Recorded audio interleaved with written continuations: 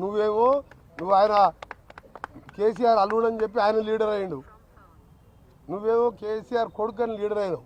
మా నాయన ఏం చేస్తాడు? వ్యవసాయం చేసుకుంటాడు. ఎట్లయినా నేను 5 సార్లు ఎమ్మెల్యేకి ఒకసారి ఎంపీగా నువ్వు నీ ఎందుకు పార్లమెంట్ ఎన్నికల్లో నా కాన్ఫిడెన్స్ నేను ఒక్క గంట కూడా ప్రచారం చేయలే. 60,000 మెజార్టీ వచ్చింది మా రఘువీర్ రెడ్డికి. నువ్వు సిరిసిల్లలో 10,000 కోట్లు అభివృద్ధి చేసుకున్నావు కదా, 6,000 మైనస్ ఎందుకు వచ్చింది? 6,000 బండి సంజయ్కి లీడ్ ఎందుకు వచ్చింది? బీజేపీతో కుమ్మకైనావా లేకపోతే ప్రజలు నీ ముఖం చూడలేక వేరే పార్టీకి ఓటేసినా? అందుకనే నీ కెపాసిటీ కోమటిరెడ్డి వెంకరెడ్డి పేరు తీసుకునే నైతిక హక్కు లేదు. కోమటిరెడ్డి వెంకరెడ్డి అంటే నీతి నిజాయితీకి మారు పేరు. 30 ఏళ్ళలో ఒక్కసారి నా పేరు వచ్చింది. నాది ఎక్కడైనా కబ్జాలు చేసి నువ్వు దోసుకున్నాను. నువ్వు ఫార్ములా రేసు, ఈ రేసు గుర్రాలు, బిల్డర్ల గుర్రాలు, ధరణి మీద 2-3 లక్షల కోట్లకి వెళ్తుంది. నీ ఆస్తులన్నీ మొత్తం పక్కాగా బయటపడితే ఒక్కొక్కటి బయటపడి కోర్టుకు పోయి సుప్రీంకోర్టుకు పోయి కోట్ల రూపాయలు అడ్వకేట్లను పెట్టి నా మీద ఒక చిన్న కేసు అన్న ఉన్నదా? అవినీతి మరుకున్నదా? పదవిని 3 ఏళ్ళ పదవి వదిలిపెట్టుకున్నోని మీ నాయనలాగా రాజీనామా చేయ by election, collection, re election, by election.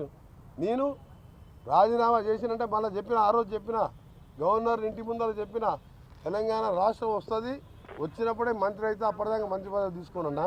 అందుకనే ఆ బచ్చగాల గురించి మాట్లాడకు.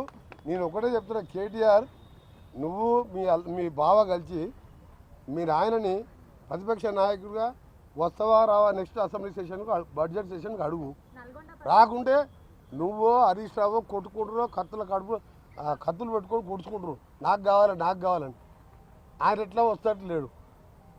మా ముఖ్యమంత్రి గారు మొన్న బాగా చెప్పిండు, కొడంగల సర్పంచ్ 4 రోజులు ఊళ్ళలోకి రాకపోతే తర్వాత వస్తే రాళ్ళ తీసుకొని ఎడబడతారు సర్పంచ్ ఎమ్మడి.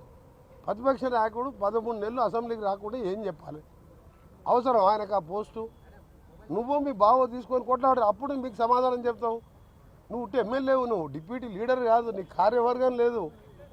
బీఆర్ఎస్ ఎల్పీ కార్యవర్గం లేని కేటీఆర్ జూనియరు వాళ్ళ ఆయన పేరు చెప్పి ఎమ్మెల్యే, ఆయనకు నేను సమాధానం చెప్పా.